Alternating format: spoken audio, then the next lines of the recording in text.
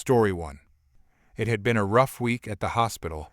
As a resident physician working in the emergency department, I'd pulled several night shifts in a row, and my internal clock was completely messed up. My partner, also a resident but in pediatrics, suggested we treat ourselves to breakfast at this local place everyone raves about. I'd heard great things about their eggs Benedict, so I figured why not we both had the weekend off for once. We arrived around 10:30 am on Saturday, and as expected, the place was packed.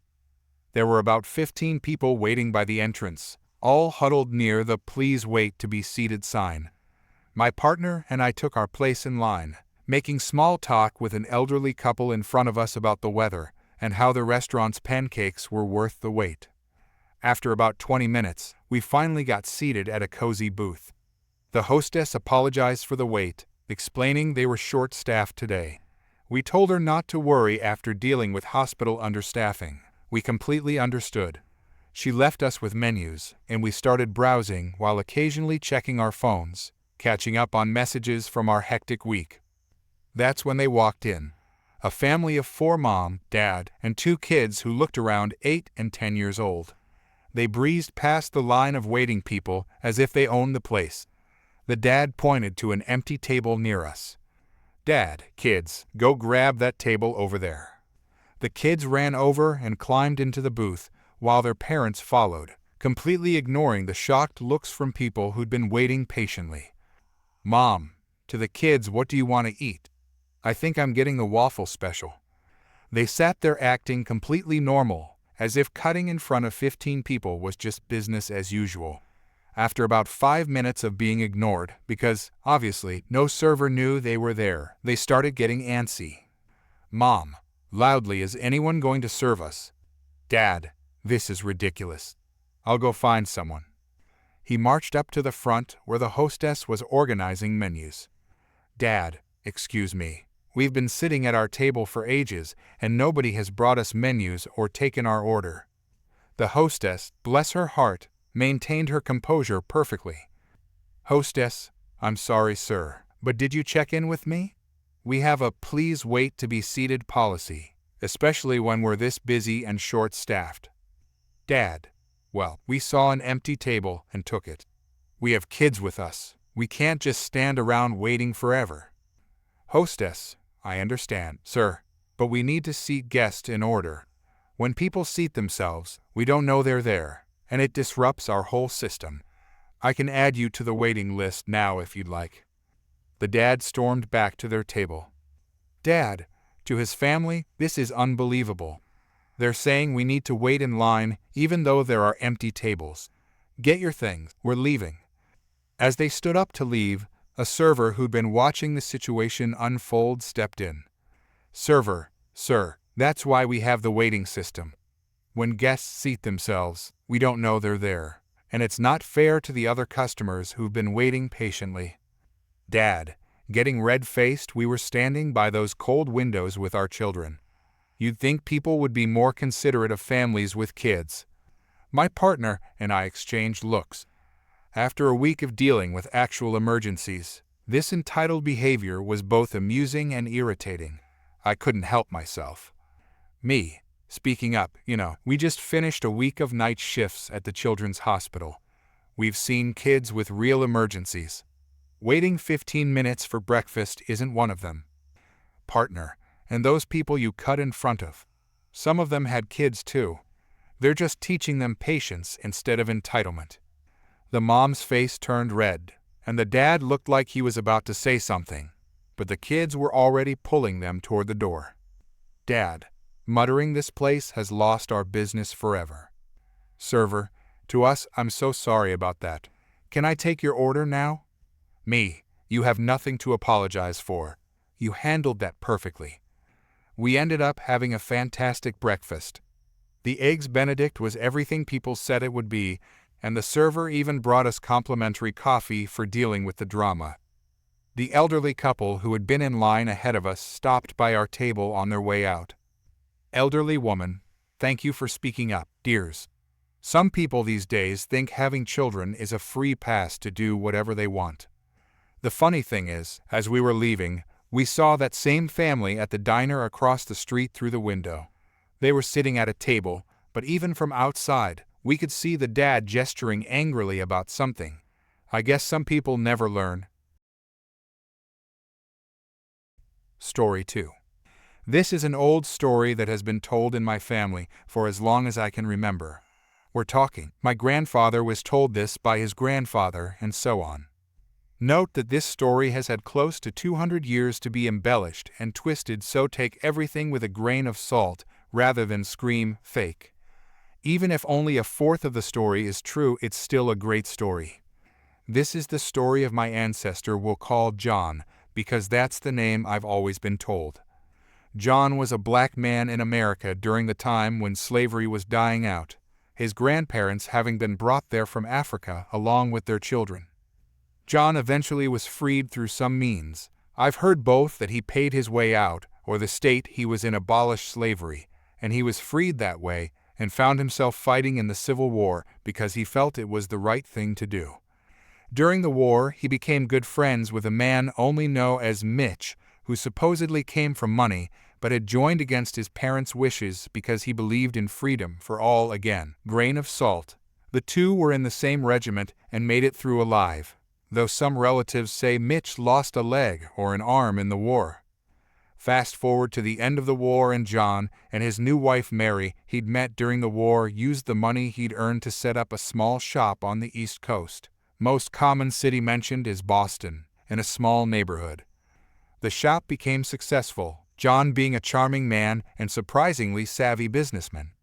The neighborhood he'd set up in quickly growing as the city grew, meaning there were always customers who needed whatever it was he sold. I've heard everything from groceries to workers' tools. They lived happily and had 3 children together during the time, spending a decade there when suddenly, presumably accompanied by the roar of thunder and screeches of crows, Mr. Business arrived in town. Mr. Business has apparently been on the wrong side of the war and fought quite hard to keep his slaves, but was also smart enough to sell out other racists when he saw how the tides of the war were rolling, getting by with no losses except his free laborers. This had been the beginning of the end for his once successful plantation farm, as all the workers he could find to replace his slaves had wanted things like pay for their services.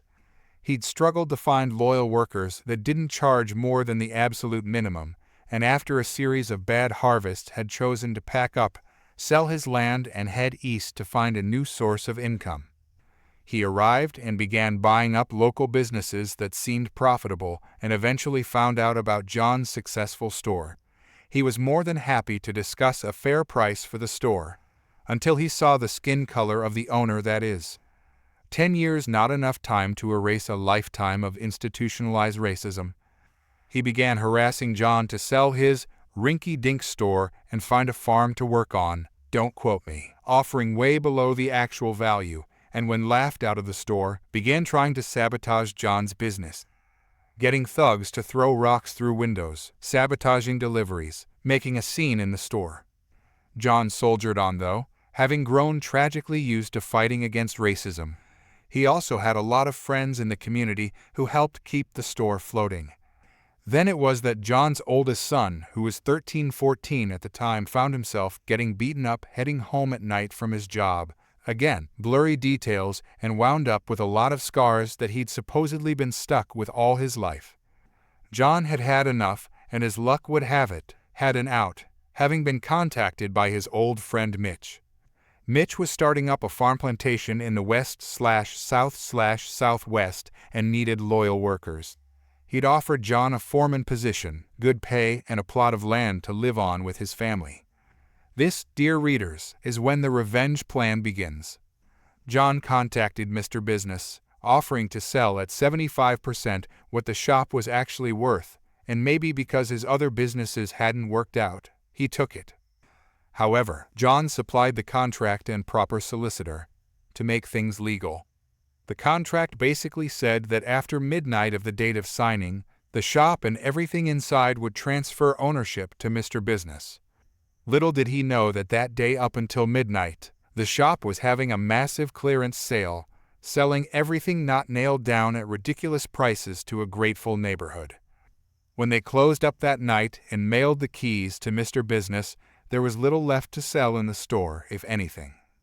John never found out what happened next, as they left town soon after and never returned. But personally, I'd like to think that Mr. Business arrived with his workers to an empty store with no deliveries coming, screaming and crying in the mud as he realized he'd been outsmarted by a lesser species. John and his family moved to work at Mitch's farm for the rest of their lives, John supposedly passing away in his 60s. Thank you for reading. Again, a lot of this is probably embellished, if not straight up a fairy tale, but my family all treat it as a true story, and I felt it was too good of a story to not share here. Story 3. One evening, I was out for my usual walk with my dog when we came across a small dog standing in the middle of the street, trembling. Her fur was matted and patchy, with signs of mange, and she was covered in fleas. One of her eyes was swollen shut with mucus. Her nails were so long she was practically walking on the backs of her paws, and she looked malnourished and quivering. I was shocked by the sight. I quickly called my wife, asking her to bring a blanket and come pick us up. As I waited, the door of a house in front of us opened, and out came an older man, looking disheveled. He started calling the dog to come inside. At that point, I couldn't hold back my anger. I shouted, asking if this was his dog. He replied that it was, and I asked why she was in such terrible condition. His excuse was, "She's sick and won't eat." I yelled back, telling him there was no way in the world I was letting him take her back inside. Our argument went on long enough that a few neighbors stepped outside to see what was happening. They later told me that he had another dog in the house. Eventually, my wife pulled up, and I wrapped the poor dog in a blanket and took her home with us. Once home, I looked up the name of our local animal shelter that doesn't euthanize animals, but unfortunately, they were closed until the next day. My wife and I decided to call the dog Sally. I gave her a bath and then went out to buy some wet food. Since she didn't seem able to eat dry kibble, she devoured it as soon as I set it down. We set up a cozy sleeping area in the garage so she could have a comfortable place for the night. First thing in the morning, I took Sally to the shelter and contacted Animal Control to report what had happened. They checked her over, took my statement, and eventually went to the man's house, where they ended up confiscating his other dog. Unfortunately, Sally was in such a terrible condition and very old, so she had to be humanely euthanized. It was heartbreaking. This is where my quiet revenge began. The man's house was right along the route I took when I walked my dog twice a day. Conveniently, my dog often needed to go to the bathroom about 2 houses before we reached his place. That gave me an idea I wouldn't have to carry the waste bags all the way back home. I started tossing the bags onto his roof every time we passed by. At first, he would climb a ladder around once a week to clean them up, but over time, it seemed he gave up.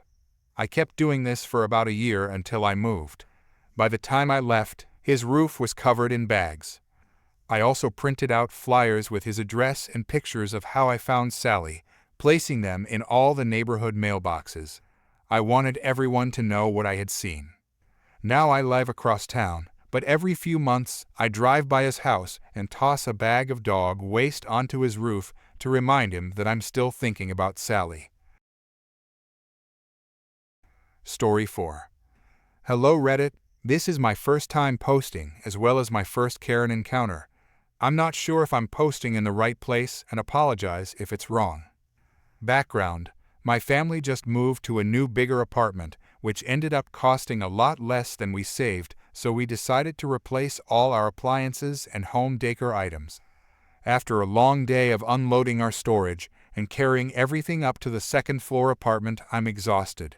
I had to still go to Walmart to get everything my apartment needs. I was accompanied by my 10-year-old son, who is a little tall for his age and looks older than he really is. Important for later. My son and I entered Walmart, which is packed, and the checkout lines are so long they stretch into the clothes aisle. While my son and I are shopping, he starts playing Pokémon Go on my phone and walks behind me. We finally got everything we needed and headed to the checkout. As I walked around looking for the shortest line, I walked past a Karen standing in the clothing section, clearly not in line, but staring at the checkout. My son and I got in line behind another customer, 10 feet away from where Karen was standing, and patiently waited for our turn. 5 minutes later, my son, excited to show me a new Pokemon he caught, asks me to try to catch one. Since the line was moving slowly, I figured why not.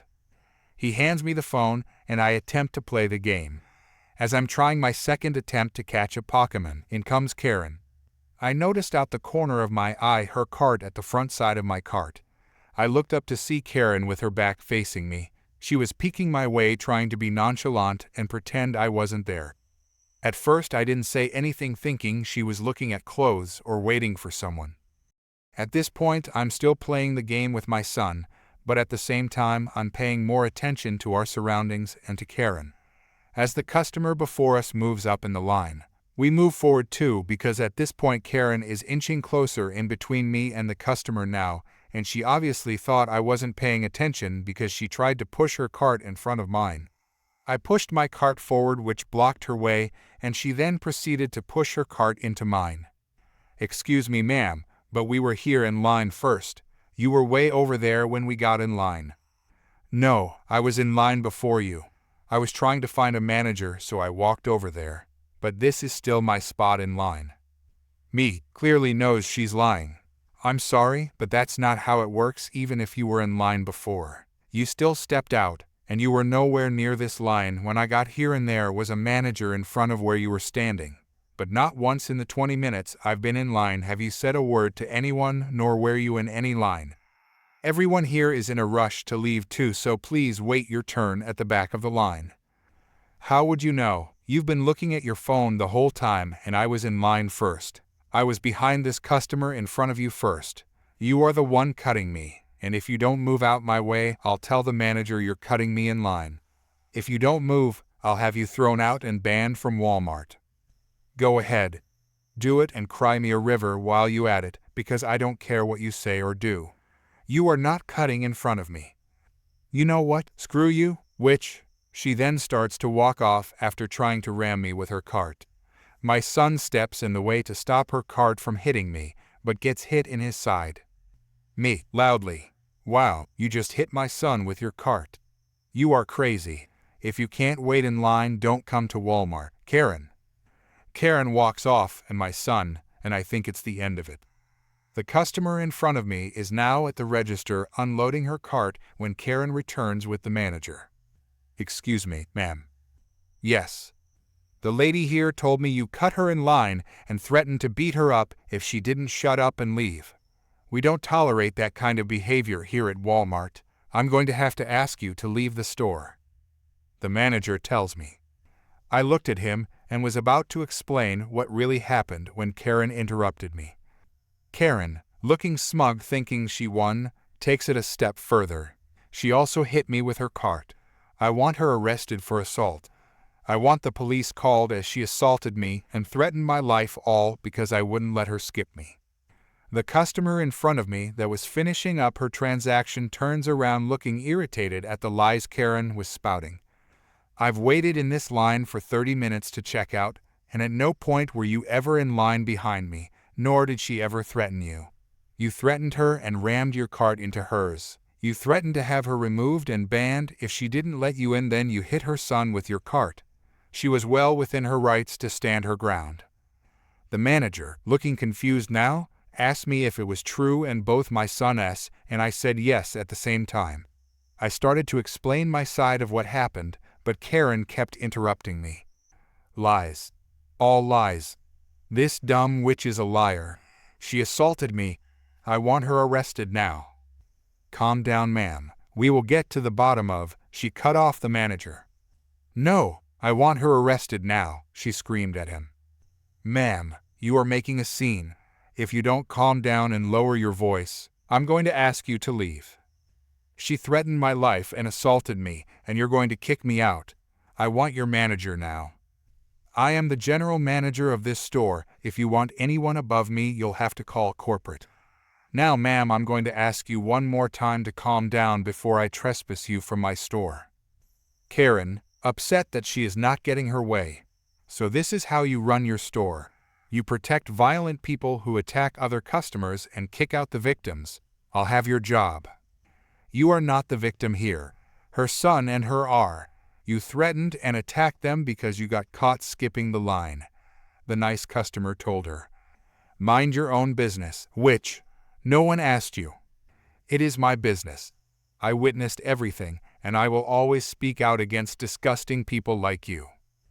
How dare you speak to me like that, you piece of... That's enough from you, the manager told Karen. The manager, not wanting to deal with Karen anymore, calls the police to escort her out the store and trespass her. In comes the cool cop of our story. Hey sir, what seems to be the problem? He asks the manager. I have a dispute between... Karen, cutting off the manager with fake tears. Officer, this woman threatened my life and attacked me for no reason. I want to press charges and I want her arrested now. Officer, she's lying. She attacked my mother and me because we wouldn't let her cut us in line. Shut up. You're a pathetic excuse for a man allowing this violent mother of yours in public, Karen yells at my son. She is not violent. She is my kind, caring mother. You are the violent one who can't even watch your mouth around kids. You even hit a minor with your cart. I did no such thing. It's true. I witnessed the whole thing. The nice customer was still there, and she told the cop. They are lying. I was the one attacked. Do you have footage of the incident? The cop asks the manager. Yes, I do. My loss prevention guy pulled it up as we were waiting for you to arrive. Karen starts to look nervous and starts making excuses to leave. That will take too long, and I'm in a hurry. But you insisted on the police being called. Besides, it shouldn't take more than 5 minutes. But I really have to go. I'm in a rush. You haven't even checked out yet, and it looks to be a 20-30 minute wait, so there is plenty of time. But The cop, cutting in, Ma'am, you are currently being detained, and I can't let you leave till... Karen, cutting the cop off. You can't detain me. I did nothing wrong. I have rights. From what I understand, you assaulted a minor with a weapon, which is a third-degree felony. But... No buts. Now sit quietly while we review the video. 10 minutes later, Karen was arrested for assault of a minor in the third degree, reckless endangerment of a child, disturbing the peace, and she was trespassed from all Walmart stores. As she is escorted out the store in cuffs, she just kept yelling she never hit a minor. Her son is 10 years old, and you assaulted him with your cart. I suggest you use your right to remain silent. Everyone has had enough with your foul mouth. The cop took statements from everyone and then took Karen away. The manager apologized for our experience and gave me and my son a $50 gift card each. If convicted, Karen could face 5 years in prison, a fine of $10,000 or both. Story 5. I work as a fashion journalist, and I had just finished covering London Fashion Week. It was an exhausting but amazing experience, and I treated myself to a beautiful Lulu Guinness handbag with my first big bonus. It wasn't just any bag, it was the one I'd been eyeing for months, saving up for it alongside my regular expenses. The moment I bought it, I felt like I'd finally made it in the fashion industry. After the fashion week ended, I needed to take a train to Manchester for a family event. The station was packed, as you'd expect on a Friday afternoon. I'd been standing in line at the ticket counter for about 15 minutes. Right behind this family, a man, his wife probably in her early 30s, and their young daughter who looked around 4 years old. The little girl was bouncing around like she'd had 10 cups of sugar. I get it. Kids get bored, and standing in line isn't fun. I didn't mind at first. I have nieces and nephews, so I'm used to kids being kids. But then she started focusing on my handbag. Asterisk whack asterisk. She hit it with her little hand. I decided to ignore it, hoping her parents would step in. Asterisk whack asterisk. Another hit. Still nothing from the parents. The father kept staring straight ahead like he was pretending to be a statue, and the mother was scrolling through her phone. Asterisk whack asterisk. Now I was getting worried about my bag.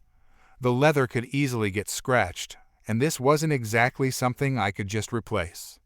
I moved my bag to my other side and said in my nicest possible voice, "Don't do that, that's naughty." The mother finally looked up from her phone, stroked her daughter's hair, and gave me that condescending smile that makes your blood boil. Mother, oh, she's only 4, she doesn't understand. Me, and are you going to pay the £400 for this handbag if she scratches it? The mother's face turned slightly red. She didn't respond to me directly, but at least she finally decided to parent her child. Mother, come stand over here, sweetie. She pulled her daughter to the other side, and the father continued his impressive statue impersonation. I thought that was the end of it, but oh no. The mother started whispering to another woman in line, loud enough for me to hear. Mother, can you believe some people? Getting so worked up over a stupid bag. She probably bought it from one of those market stalls anyway. I couldn't help myself. I pulled out my phone and opened my work profile on Instagram, where I'd posted pictures from Fashion Week, including one with the designer herself. Me, actually, I'm a fashion journalist. This bag is from the latest Lulu Guinness collection. I interviewed her last week. Would you like to see the photos? The mother's face went from red to purple. The woman she'd been whispering to suddenly found the ceiling very interesting. Mother, well, come on, sweetie, let's try the other line. It's moving faster. It wasn't moving faster. In fact, it was longer, but they moved anyway. The father finally showed signs of life and followed them, looking somewhat embarrassed. As they walked away, I heard the little girl ask, "Daughter, Mommy, why are we moving? We were almost there." Mother, shush, we don't want to stand near mean people. The woman who'd been privy to the mother's earlier comments turned to me. Woman, that was brilliant. I hate it when parents don't parent. I got my ticket shortly after, and as I was walking to my platform, I saw them still waiting in the other line. The mother caught my eye and quickly looked away. Sometimes karma works fast, especially when you choose a longer line just to avoid admitting you were wrong. Story 6. Back in January 2019, I made the decision to purchase a condo in rural NH. 8 units, all one-level living and semi-detached. I thought, what could go wrong? They barely have any rules in their CC and RS. Well, days before closing, I was told I needed to pay 3x the monthly fee to buy. That wasn't in the condo docs, and I fought it tooth and nail, but ultimately the attorney wouldn't close. $675 down the drain. 1 week after closing, I find out they are drafting new declaration and bylaws. They spent $13K on legal fees, of about $17K total cash in the accounts. Within a year, we ran out of money and had to start mowing the lawns ourselves, all 7 acres. Condo fees went up from $175 when I made my offer to $225 before I closed, to $250 a month after, to $380 a year later. 8 months after closing, we got a special assessment for $4,200 each. I joined the board prior to the last increase to help bring us to financial solvency and to create a pro forma for long-term repairs and expenses. The 2 other board members were Diane and Beverly. One day, the water system failed and flooded the system with salt from the softener backwash. Diane and I sprung into action and called Bev. No answer. We texted, no answer. Email, no answer. Bev, president and an equal member of a 3-member board of directors, was unavailable for 45 minutes, during which we didn't have potable water for over 25 residents. I have a degree in chemical engineering, for context, so Diane and I voted to move forward with repairs with our service contract plumber. In our area, they are essentially the only option. Beverly lost her mind. She emailed the entire association saying she quits, her authority was undermined, and that Diane was pushing her out, etc. We were all ungrateful, and she would be filing legal action. For what? Your guess is as good as mine. Diane was the treasurer, and I was the secretary, so Bev regarded me as a lowly and unintentional accomplice to Diane's treachery. In reality, I'm an accomplished engineer, and I don't sit around for 75-year-old banking retirees to decide how we should repair our water systems. I had a 2-3 vote without her, and I made the call jointly with Diane. Over the next months, Beverly began harassing Diane. She would undercut her over email, accuse her of mismanagement, theft, lack of record keeping, tax evasion, and so on. Repeatedly, when I was out in my garden, she would approach me and ask for help in tearing down Diane. I turned her down time and time again, and repeatedly indicated I'd prefer not to discuss HOA matters every time I step out of my door. A new, younger board member joined, Amy. Amy was cool as a cucumber, worked in accounts management, and put all our supplier files and contracts in order. Amy was awesome, and exactly who we needed. Beverly didn't like Amy, so she started a crusade, accusing us of losing funds, not budgeting, blah blah, blah blah blah. She began a daily swarm of group text and emails to the entire community. Emails would fly, with heated words between Bev and Diane 20-30 times a day, and email inboxes were filled daily with new document requests from Beverly. I wish this was one of those malicious compliance stories where we supplied each and every one with a mocking smile. But no, she demanded documents we weren't even required to maintain, demanded we walk her through every detail, and continually harassed us for weeks.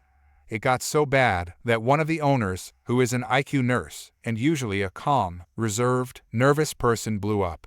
She rightfully demanded they all stop texting immediately. She kept her phone on her during work in case her children had an emergency, not so HOA Karens could have it out and spam her with notifications.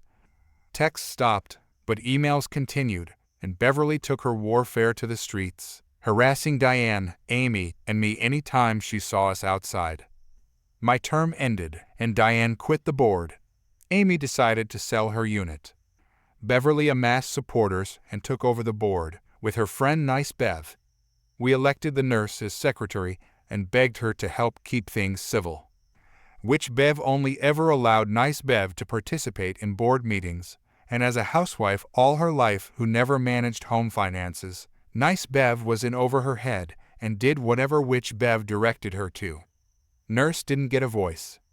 Witch Bev began making her own rules, including mandating we sign legal documents and list the HOA as additionally insured on our own personal walls in condo insurance policies.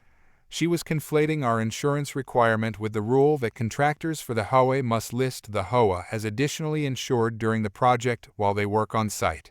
I explained, my insurance company explained, and Bev persisted, threatening to fine me up to $1,000.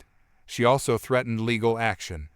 While she was incorrect that she could demand to be listed on my insurance, she was correct that if we went to court, win or lose, I would be required to pay her legal fees. I was terrified because she was out for blood, and I was trying to buy a new house. A lien on my property would make it difficult to sell, and pending litigation would make it impossible to secure a new mortgage. As a 27F, I felt powerless and stressed. I had to start therapy. My mom kept telling me, some people just have nothing better to do. It wasn't reassuring. Next, Beverly demanded we sign an additional hold harmless for the board, prohibiting any legal action against the HOA or its board. I wouldn't sign. She continued to harass me in person and over email. Nice Bev moved, and her position opened. The next board meeting rolled around, and I broke down. I sent a long email asking people to please attend, and to consider removing Bev from the board.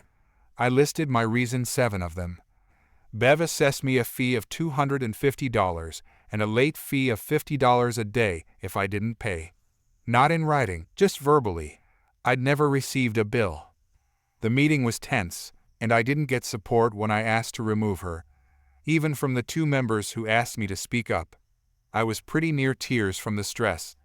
Bev gave a speech from her little podium. Nurse was relegated to the crowd with the rest of the members about how much harassment she has put up with from me and Diane. She broke down crying, saying she was the only one who had ever done anything for the association. I was hurt more. I had personally pushed mowed acres off the property while we couldn't afford landscaping. I had balanced the budget, done maintenance, and converted us to digital records. Literal blood, sweat, and tears. She continued on, and then, miraculously, she quit. I was so relieved that I wasn't even bothered when her friend went on a tirade about how horrible I was to send such a mean-spirited email. But then she dropped the bomb. Especially after Bev lost her husband last Sunday. As in 6 days prior. I felt sick, but not wrong. I felt sympathy for her, even though she was a terrible Hoa Karen. The sick feeling diminished a lot when the nurse spoke up. She essentially let us know that Bev was a tyrant, and belittled and insulted her at every opportunity. A few more people spoke to defend me, saying clearly there was an issue that Bev wasn't willing to resolve civilly. Nurse let me know at the end of the meeting that Bev had retained a lawyer to file against me for unpaid fees and harassment. There were never any notices sent of fees assessed. Clearly, she had lost her mind. The meeting ended in disarray, with Bev tossing binders of paper at the new neighbor, who volunteered to help. Bev had gone back to a paper system, so nothing was in Excel or online anymore, or easy to transfer. 2 weeks ago, I learned that Bev calls the new neighbor young mom, pregnant with her second daily, harassing her and telling her she will get sued if she doesn't collect and get the HOA on everyone's insurance. Nurse politely asked me to document the harassment I'd been victim to. I'm obliging gladly. Tomorrow, I close on my new house, and finally, the nightmare is over. Screw HOAs. There is no such thing as a chill or low-key HOA. If you're lucky, you will get Hoa Karen, and if you are unlucky, you might get an Hoa Bev. Stay safe out there.